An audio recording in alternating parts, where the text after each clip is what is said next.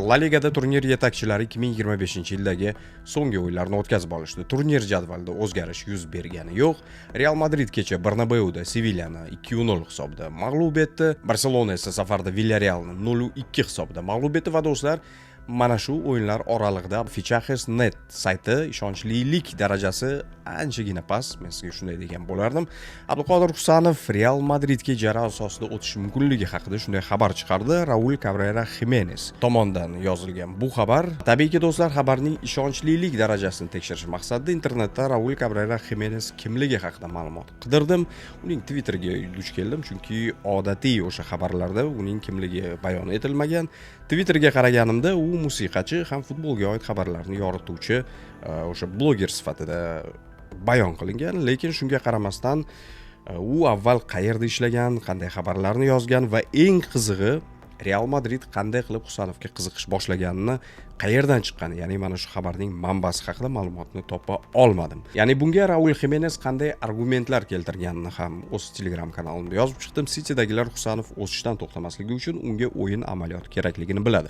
Shu sababli ijara variantiga yon bosish kuchaymoqda. Uning ustiga keyingi manzili Real Madrid kabi kurashuvchan jamoa bo'lsa, Valdebebesda, ya'ni Real Madridning bosh qarorgohida uning jismoniy ko'rsatkichlari, havodagi o'yini va yanada o'sishga erishishi mumkinligiga yuqori baho berilmoqda. Bilasiz do'stlar, Husanov haqida o'tgan yil ham Real Madridga oid xabarlarni yoritib boruvchi Defensa Central saytidagi xabarni ham men sizga aytib o'tgandim, tarjima qilib o'sha video ko'rinishda taqdim etgandim.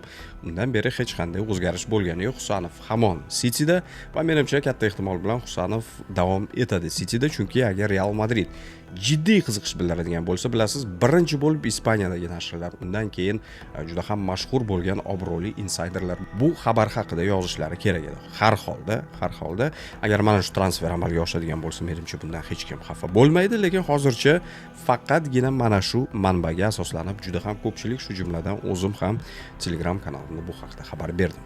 Xo'p do'stlar, endi videoning asosiy mavzusiga o'tsak. Real Madrid kecha Sevillani Bernabeuda qabul qildi. Jude Bellinghamdan mana bu gol bilan o'yinda hisob ochildi va o'yin oxirida Kylian Mbappe o'zining 2025-yildagi 59-golni kiritdi va Cristiano Ronaldoning rekordini takrorladi. Va gol kiritgandan keyin Kylian Mbappe Cristiano Ronaldo uslubida o'sha o'z golini nishonladi. Qaysidir ma'noda Cristiano Ronaldoga hurmat bajo keltirdi, chunki bilasiz, u ketgandan beri anchadan beri Ronaldoning nishonlashi ko'rinmay kelayotgan edi. Adashmasam oxirgi marta Vinicius mana shunday bir 2 mavsumcha avval golni Ronaldo uslubida nishonlagan edi. Va do'stlar, Barselona ham bu mavsum La Liga doirasida ancha-muncha jamoaga bosh og'riq bo'lib kelayotgan va oxirgi 6 ta o'yindan beri faqat g'alaba qozongan. Tabiiyki La Liga doirasida Villarrealga qarshi o'ynadi. Birinchi taymda Rafinha o'zi penalti ishladi va hisobni ochdi. Va do'stlar, Lamine Yamal. Bilasiz, o'sha voqeadan keyin, bu albatta mening fikrim, qaysi voqea haqida gapirayotganimni ko'pchilik biladi.